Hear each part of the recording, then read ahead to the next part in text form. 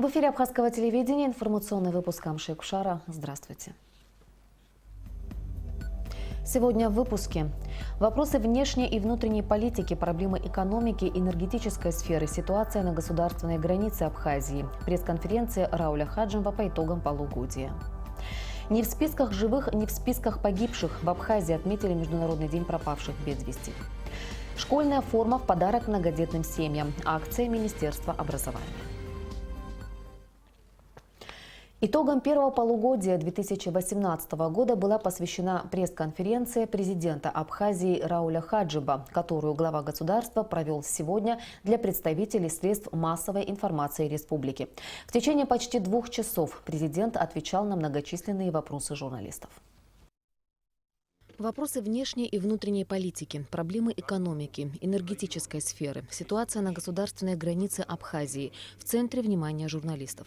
Экономические показатели первого полугодия 2018 года выполнены на 90%, отметил Рауль Хаджимба, открывая пресс-конференцию. Если говорить о том объеме, который нами планировался, это 5 миллиардов 209 миллионов, это собственных возможностей. Я все время опираюсь именно на собственные возможности, потому что для нас это важное направление. Если мы не будем заниматься проблемами роста своих собственных возможностей, какая бы ни была финансовая помощь, она будет только способствовать на короткий период времени. Поэтому те объемы возможностей, которые мы создаем, позволяют говорить о том, что идет процесс нарастания. Планы тех же налоговых поступлений выросли на 102%. Рауль Хаджимба считает необходимым легализовать ввоз товаров из Грузии. Речь идет о создании необходимой инфраструктуры и материально-технической базы на КПП «Ингур». Исходя из того, что происходит на границе по реке Ингур, во взаимоотношениях с Грузией, а они есть, незаконные взаимоотношения, тот или иной товар, который перемещается на нашу сторону, создает условия демпинга на нашем рынке. Практически наши продукты становятся неконкурентоспособными, потому что по цене и по себестоимости товары, перевозимые из Грузии, становятся дешевле, потому что они не проходят никаких процедур, которые должны быть, как в нормальном государстве, на границе проводимыми. И я думаю, что другого просто выхода нет. Это этап, конечно, сложный, но он должен быть реализован.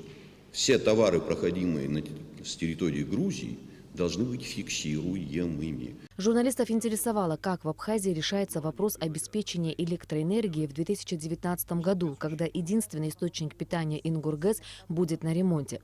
Как сообщил Рауль Хаджимба, ремонт гидроэлектростанции перенесен, но проблема не снята, так как если возникнет необходимость получать электричество из России, техническое состояние энергосистемы республики может не выдержать таких нагрузок. Так или иначе, станция «Ингургэс» требует соответствующих усилий. Но, насколько мне известно, в 2019 году не будет этих работ. Это не говорит о том, что мы должны сидеть сложа руки. Нам думать нужно о перетоках и тех линиях, которые могут выдержать эти перетоки. У нас и сегодня практически те перетоки, которые организуются из России, доводятся только до Сухума. Вся остальная часть Абхазии использует ту оставшуюся возможность «Ингургэс». Поэтому нам надо продумать возможность работы по линии 220. Вопрос статуса Сухумгэса также должен быть решен в ближайшее время. Необходимо установить приемлемую форму взаимоотношений между Черноморэнерго и самой станцией, подчеркнул Рауль Хаджимба. Практически те работы, которые были необходимы для того, чтобы эту станцию запустить, сделаны. Сейчас, насколько мне известно, и мы этим занимались и до этого, вопрос взаимоотношений между Черноморэнерго и самой станцией. Я считаю, что нужно передавать эту станцию. Впервые, может быть, это создаст условия для того, чтобы иметь некую дополнительную возможность в мегаваттах, которые позволят нам так или иначе подключаться в экстраординарных таких случаях к этой станции. В свое время Сухумгэс подпитывал город Сухум, потом он уже не в полном объеме, но использовать эти возможности нужно. Глава государства также ответил на вопросы о конституционной реформе, о ходе инвестпрограммы, о реформе в банковской сфере. Рауль Хаджимба более подробно рассказал о своей недавней встрече с президентом России Владимиром Путиным, а также вновь прокомментировал недавнюю отставку вице-президента Виталия Габния. Около 2 часов президент отвечал на вопросы журналистов. Полностью пресс-конференцию президента Рауля Хаджимба смотрите в нашей программе сегодня. 30 августа – Международный день пропавших без вести. Для нашей страны это особая дата. Много десятков бойцов абхазской армии и гражданских лиц считаются пропавшими без вести. Их тела не найдены до сих пор. Сегодня представители движения «Матери Абхазии за мир и социальную справедливость», родные и близкие без вести пропавших во время Отечественной войны народа Абхазии, первый вице-премьер Даур Аршба, представители абхазского духовенства и миссии МККК в Абхазии возложили цветы к мемориалу славы в память о тех, кого нет сегодня ни в списках живых, ни в списках погибших. Репортаж Саида Джарсалия. Международный день пропавших без вести отмечают во всех странах, где есть люди, пропавшие в результате вооруженных конфликтов. Цель этой даты – напомнить всем о тех, чьи судьбы неизвестны, о семьях, которые потеряли и ищут своих близких. Они имеют право получить ответ на вопрос о том, что же случилось с их родственниками, имеют право узнать об их судьбе. Театр военных действий, как вы знаете, проходил здесь. И все схемы захоронений, конечно, находились у грузинского командования. Поэтому в этом вопросе огромную, наиважнейшую роль играет Международный Красный Крест. Мы, движение «Матери» вместе с Международным Красным Крестом проводит семинары по психосоциальной реабилитации с привлечением не только родителей, чьи дети пропали без вести, но и погибших тоже, чтобы вместе как бы выходить из этого горя. Абхазия приступила к поиску пропавших без вести в 1994 году, когда была создана Государственная комиссия по пропавшим без вести при президенте Республики Абхазия. Комиссия начала составлять базу данных о пропавших во время боевых действий военнослужащих абхазской армии и мирных граждан. Были опрошены сотни свидетелей исчезновения людей, изучены архивные материалы судебно-медицинской экспертизы Сухума и больниц Абхазии. Проводились интенсивные переговоры с грузинской стороной с целью нахождения пропавших без вести или выяснения их судьбы. В Абхазии за период грузино-абхазской войны пропали без вести до 200 человек. В 2011 году в республике начались работы по эксгумации тел погибших с целью их дальнейшего опознания. Таким образом, начала работать программа миссии Международного комитета Красного Креста в Абхазии, согласно договоренности с правительством нашей страны. Уже в декабре 2013 года были названы имена первых 7 опознанных бойцов, эксгумированных в Сухуме в Парке Славы. Работы по опознанию ведутся в лаборатории Загреба. Работа комиссии по поиску пропавших без вести продолжается. Пока остается нерешенная проблема уточнения мест захоронения абхазских ополченцев. Международный комитет Красного Креста выражает солидарность к семьям пропавших без вести. Хочет им сказать о том, что о них не забудутся, и о судьбе их любимых тоже не забудут. Мы неравнодушны и прилагаем все наши усилия для того, чтобы позволять процесс их нахождения и, возможно, идентификации, чтобы они смогли проводить их. Мы очень сочувствуем их страданию, понимаем, что она имеет и моральный, и тоже материальный компонент, и мы прилагаем все наши меры для того, чтобы позволять работу властей в этом направлении. На сегодняшний день в списках пропавших без вести числится 179 бойцов абхазской армии и гражданских лиц. В результате эксгумационных и идентификационных работ 39 останков уже опознаны и переданы семьям. Опознаны не все, к сожалению. Те, которые погибли при мартовском наступлении, остались без вести пропавшими некоторые. И те, которые погибли в вертолете на Хавьюке. Сейчас идет процесс генетического сравнения взятых образцов анализа. И как только результаты мы получаем, потом мы эти тела, останки подготавливаем и передаем родственникам. Во всем мире по разным причинам пропадают люди. Никто и никогда не отнимет надежду у их родных и близких, что родственники могут вернуться живыми и здоровыми. Саид Джарсали, Астамур Гошба, Абхазское телевидение. Сегодня же вечером в Сухуми на площади у Абхазского драмтеатра рядом с питьевым фонтанчиком, посвященным пропавшим без вести в Отечественной войне народа Абхазии, прошла акция памяти. Собравшиеся зажгли около 200 свечей, из которых было составлено слово «Помним». Акция была организована Сухумским городским комитетом по вопросам молодежи и спорта, представителями движения «Матери Абхазии за мир и социальную справедливость».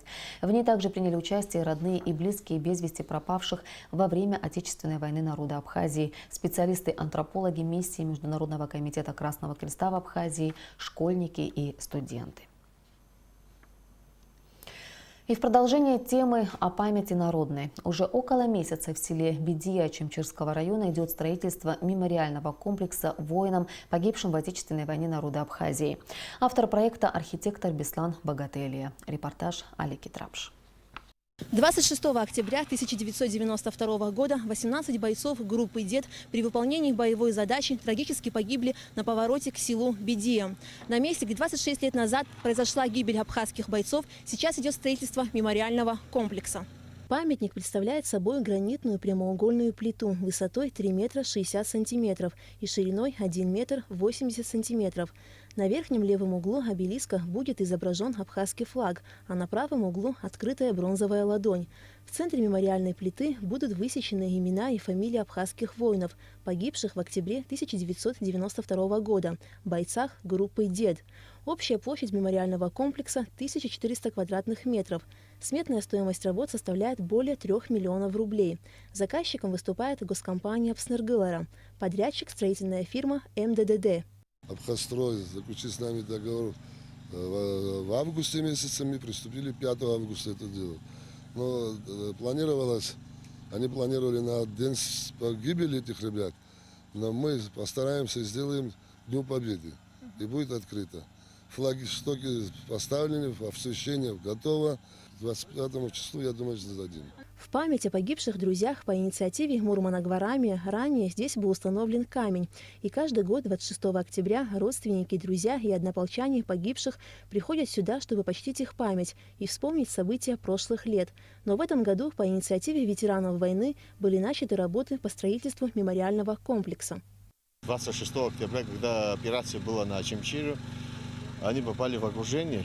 Им пришлось выйти с окружения, хотели через Гудаву сюда выйти и в Бедию, через Бедию попасть в Варчал. В основном ребята были из Бедии, их было 32 человека.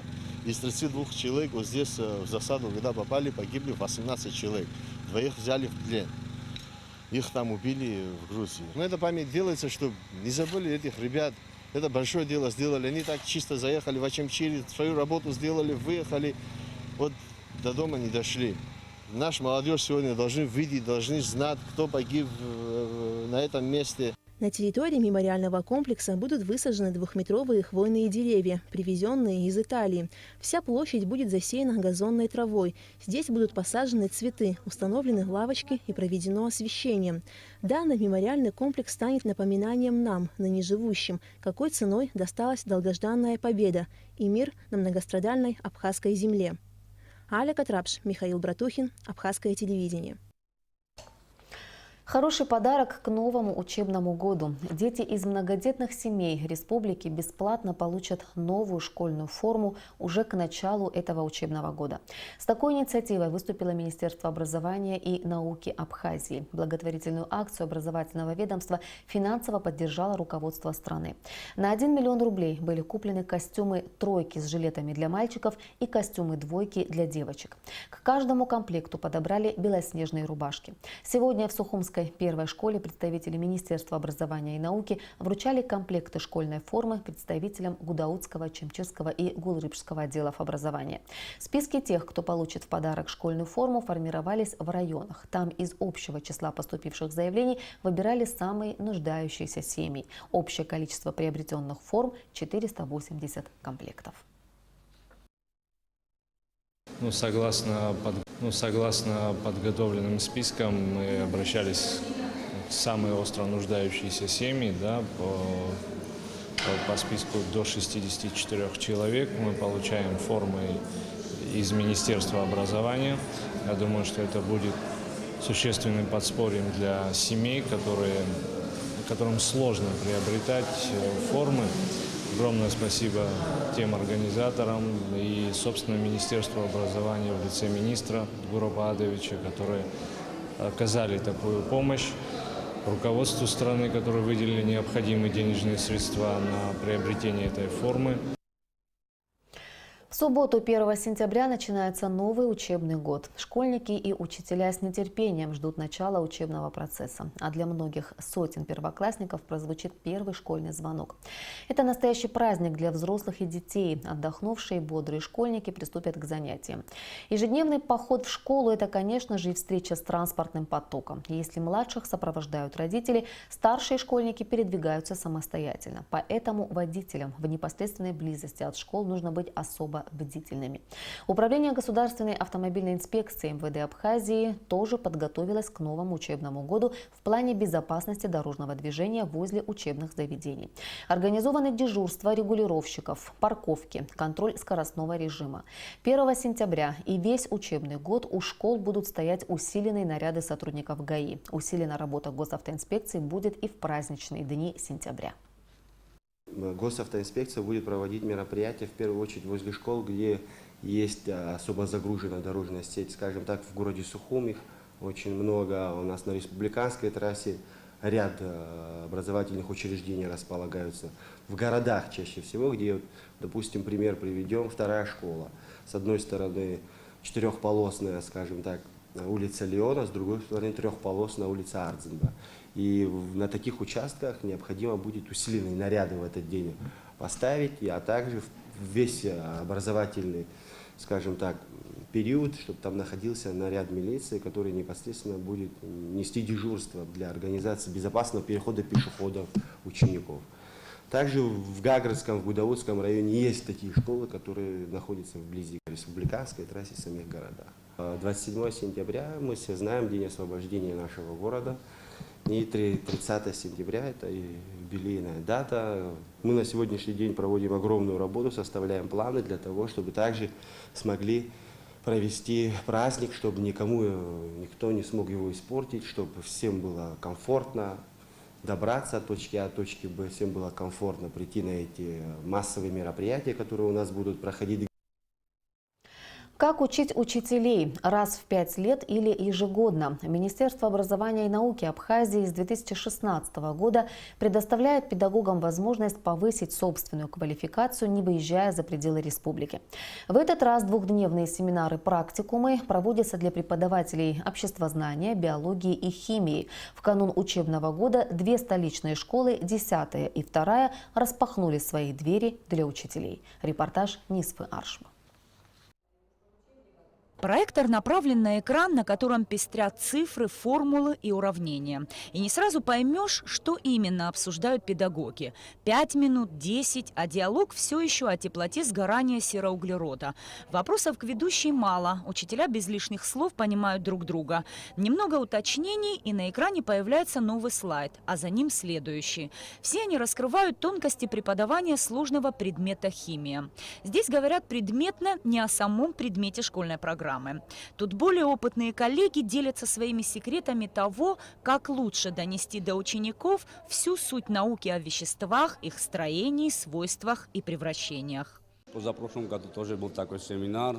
Из разных городов Российской Федерации приезжали, нам читали лекции, получили сертификат. А сейчас в этом году особенно нам понравилась лекция доцента СМИРа, декан юридического факультета АГУ, который повел лекцию по Конституции Абхазии, о выборах. В общем, очень интересно было. Оба преподавателя, они, конечно, очень благотворно настроены на то, чтобы донести возможность нашим учителям вот ту брешь, которая образовалась в процессе разного количества учебников, разных авторов, каким-то образом ее восстановить. И учителя очень активно, очень живо, да, восприняли весь материал. Я сама и работник образования, да, и школы, и вуза, и в частности Министерства образования, мне очень интересно, потому что живые вопросы, то есть не надуманные какие-то воздушные, а живые, актуальные вопросы, которые волнуют каждого учителя. Преподаватели обществознания сегодня имели возможность послушать не только коллег из России, но и наших специалистов самой высокой квалификации. По словам кандидата психологических наук Оксаны Борисовой, диалог получился очень интересным. Ее восхитил высокий уровень знаний абхазских коллег. Семинар прошел очень динамично и плодотворно. Очень радует, что ваши педагоги имеют огромный запас знаний, но систематизация и использование интерактивных методов немного на стадии развития. И нужно было указать направление движения, не более. И разыгралась настоящая баталия по поводу использования каких-то патриархальных методик воспитания или современных интерактивных. Да, конечно, сказывается местами отсутствие мультимедийных особенностей, скажем так, в преподавании, но это нисколько не умаляет. Обществознание, в данном случае мой предмет, он иной раз проще рассказывается даже на пальцах и на примерах из эпоса, чем с использованием мультимедийных технологий, которые порой даже бывает отвлекают нашу молодежь. Пусть это не покажется вам несколько архаичным, но знания нужно прививать. А прививаются они прежде всего педагогам, который горит своим делом. А у вас все с этим замечательно. Невозможно дать ученикам актуальные знания, если сам педагог давно перестал учиться и повышать свою квалификацию. Ему необходимо развиваться постоянно, вне зависимости от того, на каком предмете он специализируется. Даже такие краткосрочные курсы значительно меняют подход к работе, заставляя смотреть на педагогику по-новому, уверены в Министерстве образования и науки Абхазии. Согласно договоренности с Северо-Кавказским федеральным университетом, Министерство образования и науки с 2016 года проводит курсы повышения квалификации учителей. Курсы проведены уже для руководителей школ, для учителей русского языка и литературы. Более 150 учителей получат соответствующие сертификаты. Курсы мы проводим с целью повышения профессионального мастерства учителей. Посещаемость у нас хорошая, педагоги на самом деле нуждались в этих курсах по биологии и химии. Мы впервые проводим эти курсы. По окончании курсов все педагоги получат соответствующие сертификаты. Но не это главное, признаются учителя. Им удалось обменяться мнениями и закрепить полученные знания, которые они обязательно применят в своей работе. Нисфа Аршева, Беслан Шхинджери, Абхазское телевидение. И о погоде. По сообщению Гидрометцентра, завтра в Абхазии ожидается облачность с прояснениями, временами дождь с грозой. Температура воздуха ночью плюс 17-22, днем плюс 26-31 градус. Температура морской воды плюс 27 градусов.